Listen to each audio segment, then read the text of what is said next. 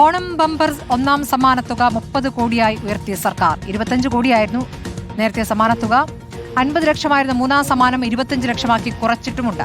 Ticket വിലയിൽ മാറ്റമില്ല. സുനീഷ വിവരങ്ങളുമായി. സുനീഷ, അപ്പോൾ ഓണം ബമ്പർ അടിക്കുന്നവർക്ക് വലിയ ബമ്പർ എന്നുള്ളതാണോ ഇനിയിപ്പോൾ അറിയാനാകുന്നത്? സമ്മാനത്തുക ഉയർത്തിയിരിക്കുന്നു 25 കോടിയിൽ നിന്ന് 30 കോടിയിലേക്ക്.